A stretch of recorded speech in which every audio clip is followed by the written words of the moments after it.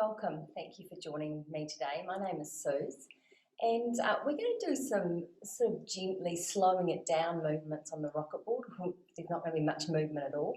This is a really nice practice to do at the end of the day. It lets your body prepare for sleep and allows you to unwind from all the stuff that went on during your day. That said, you could also use it first thing in the morning or any time during the day that you need a break. So we're going to start with the Rockit board rainbow side up, and I'm going to come to one end of the Rockit board, take the soles of my feet together, push into my hands and just lift the hips and tuck the tailbone under slightly.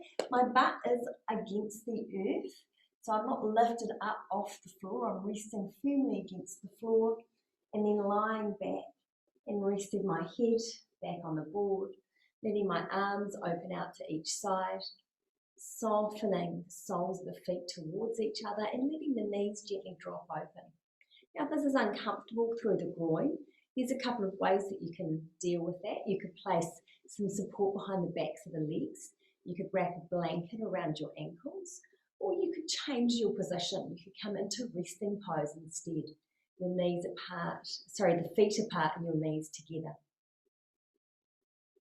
And take a few breaths here. Some other ways of making this more comfortable is to get a blanket and place it under the head. You could put a blanket over the whole of your Rockit board. Let the shoulders relax. Let the arms become heavy. Make sure the shoulder blades aren't jamming against the board. And focus on breathing. You might even like to bring the hands onto the belly to remind yourself where to breathe into. See if you can find that breath that brings the belly into an extended position as you inhale. And lets it sink back as you exhale. Allowing the arms and hands to rest where they're comfortable. Notice how the body starts to respond to this pose. The legs falling softly towards the earth. The body settling into the shape of the board.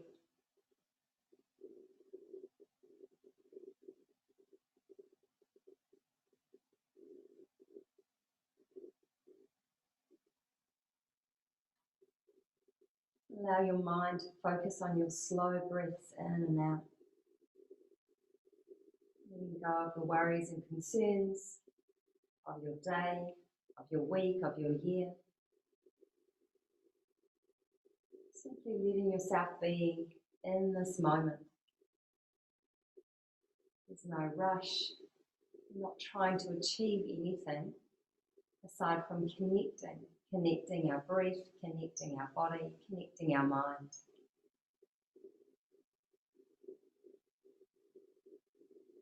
You can stay here for quite a long time. 5 to 10 minutes is absolutely okay. Longer if it works for you. You might find that the groin area gets a little strained if you stay for too much longer than that. Bring your knees carefully together and walk your feet outward a little, and then let the knees drop inward. This is a reverse action. We're getting some inward rotation to the hips, and it's quite nice and relaxing for the psoas muscle. This is a really nice way to finish being in butterfly pose over your board. And again, stay here for as long as you'd like.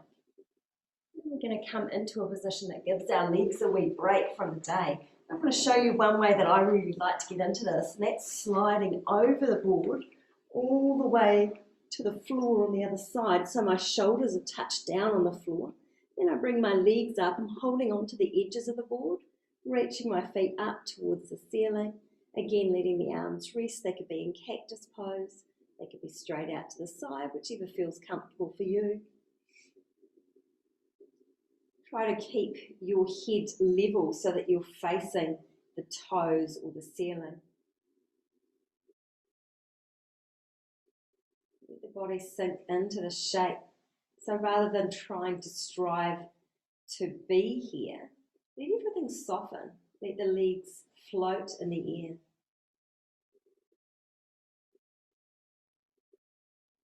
Again, what we're looking for is that connection, body, breath, and mind.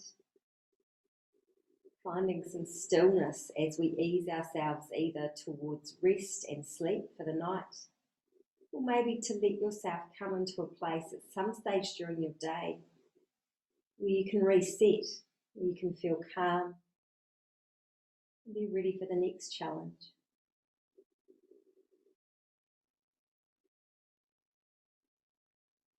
Work on those full breaths, encouraging the outward movement of the belly as you inhale. So the belly expands as the diaphragm descends. And this is technically an inversion. Our head is lower than our heart.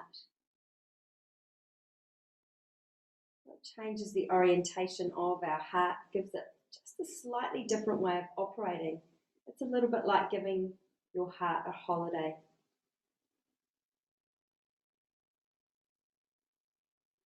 As with the first pose, you can stay here for a lot longer. Push pause on the video and rest here for as long as the legs enjoy it. And it should be still quite passive in the legs. You can look up towards the toes, you can look up towards the ceiling, you can close your eyes. It's a really nice way of getting rest for the legs.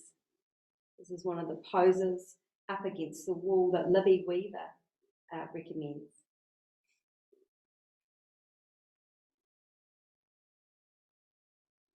Particularly if you've been on your feet a lot during the day.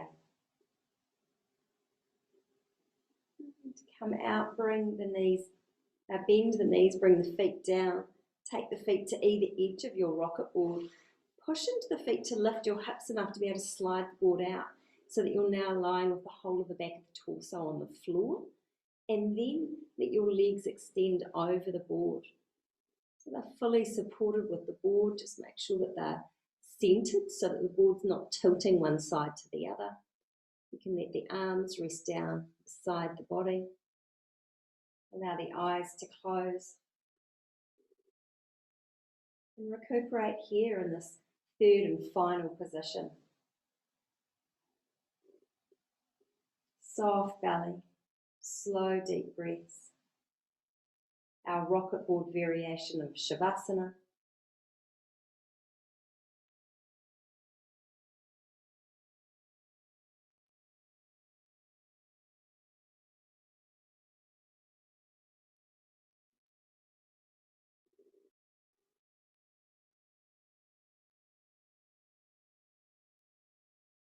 Again, stay for as long as you'd like.